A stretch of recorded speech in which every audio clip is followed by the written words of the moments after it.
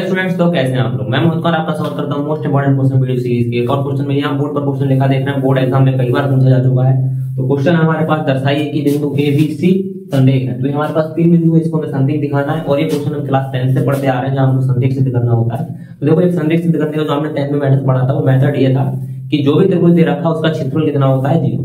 ठीक है, इस मेथड का प्रयोग हम यहाँ भी करेंगे, लेकिन यहाँ पर हम लगाएंगे सदिश के तरीके से। ठीक है, और दूसरा एक मेथड है, हमने यहाँ पर चैप्टर पढ़ा है क्लास 12 में सारणी, उसकी सहायता से भी सवाल को कर सकते हैं। तो आइए करना शुरू करते हैं। तो दोनों मेथड आप देखेंगे बड़े ध्यान से।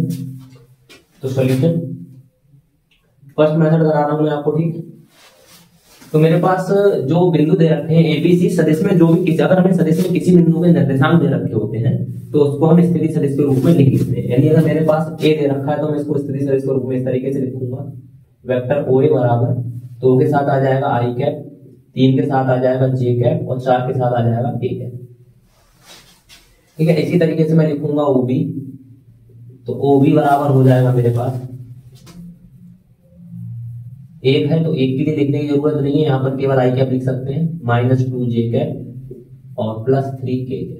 इसी तरीके से ओ सी बराबर 3 आई कैप +8 जे कैप -11 के कैप।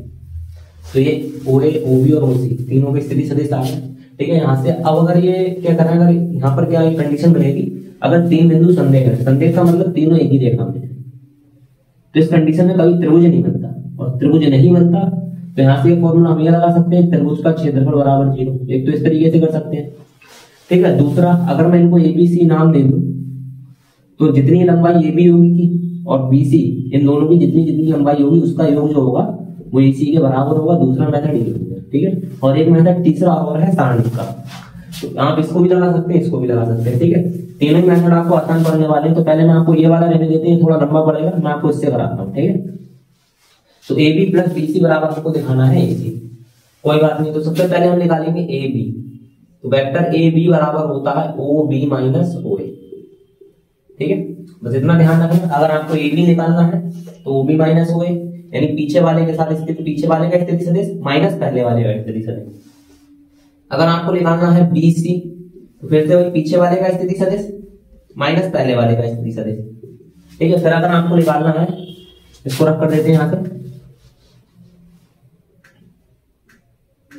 एसी, तो पीछे वाले का स्थिति सदिश माइनस पहले वाले का स्थिति सदिश, इस तरीके से निकालते हैं। ठीक है, तो आइए निकालते हैं। सबसे पहले निकालते हैं वेक्टर ए बी।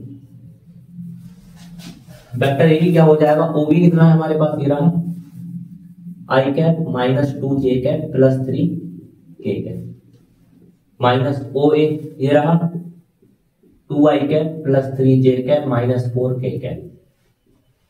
निकाल लिया।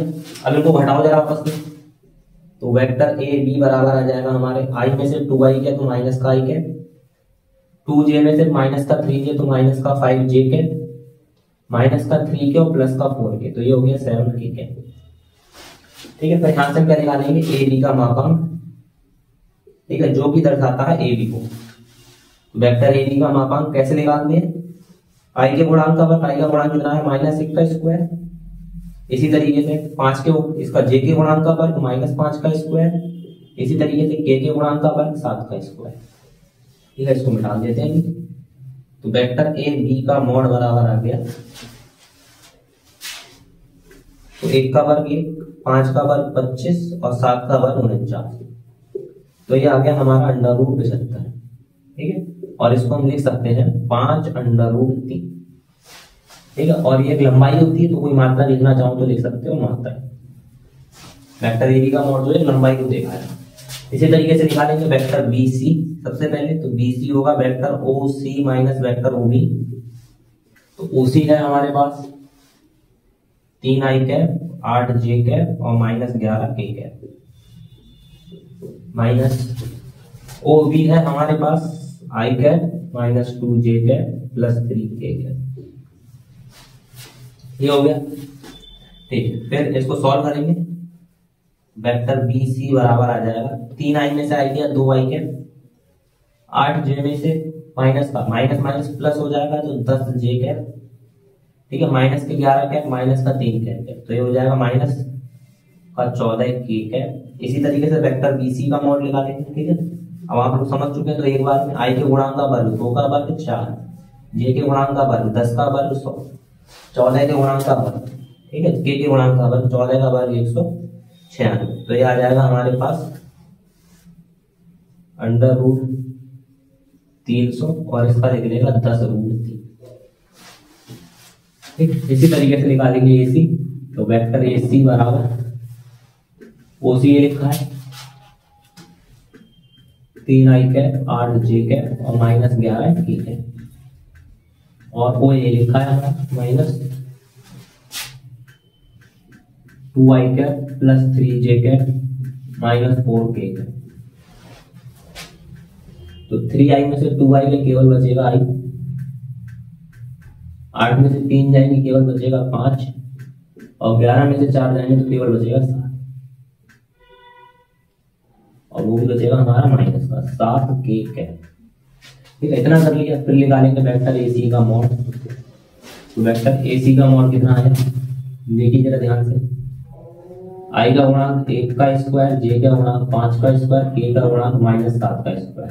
चाहे तो एक बार में नहीं कर सकते थे, तो 1 25 और 49, ये फिर से √75 और जो भी आएगा हमारा 5√3।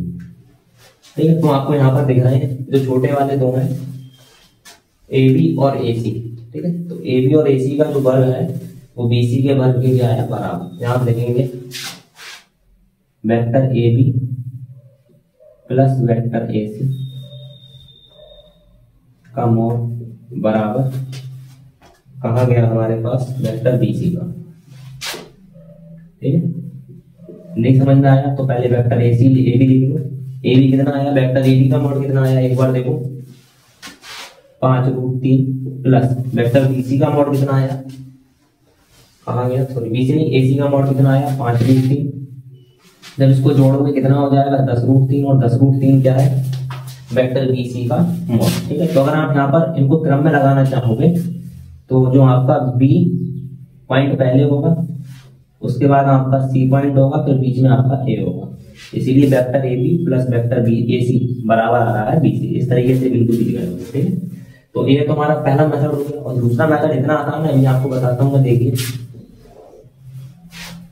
लेकिन ये क्वेश्चन 5 नंबर में आता है, तो मैं चाहूंगा कि आप इसी तरीके से क्वेश्चन करें तो आपको नंबर पूरे मिलेंगे। हो सकता है उस मेथड में आपके नंबर काट लेंगे। ठीक है, ये क्वेश्चन जो आता है आपका 2 नंबर में अगर आया तो आप इस तरीके से करते हैं। तो आपसे कह रहा है ये बिंदु जो है संरेखीय है। अगर ये संरेखीय है तो इनका हम सारणिक का मान निकाल लेते हैं। अगर सारणिक का मान 0 आता है तो संरेखीय है, वरना ये संरेखीय नहीं। तो आइए करना शुरू करते हैं। सेकंड मेथड डालते हैं यहाँ पर। इनके सारणिक का मान, इनके सारणिक को क्या मान लेते हैं, सारणिक को मान लेते हैं x। तो इन बिंदुओं का एक सारणिक मान लिया हमने x। तो पहले लिखेंगे 2 3 -4, फिर 1 -2 3 3 8 -11। ठीक है, अब इसका विस्तार कर देंगे। R1 से विस्तार करने पर तो x बराबर, तो 2 को डालेंगे पहले, फिर ये छोड़ा 11 दूनी 22 प्लस का, और 8 दिया 24 माइनस का। फिर उसके बाद माइनस का 3, इसको छोड़ा 11 एकम 11 माइनस का, और 3 दिया 9 माइनस का। उसके बाद माइनस का 4, फिर इसको छोड़ा और इसको 8 एकम 8 और 3 दूनी 6 प्लस का। तो आप यहाँ देखेंगे कितना बचेगा माइनस का, तो -2 भी 2 से कराएंगे -4, ये हो गया माइनस का 20, और माइनस माइनस प्लस का 60, ये 8 से 14 14 14 56 माइनस का, तो 60 में से 4 गया हमारे पास, प्लस के 56 बचेंगे, तो माइनस का 56, 56 से 56 गया 0। तो लिखोगे था बिंदुओं द्वारा निर्मित या निरूपित सारणिक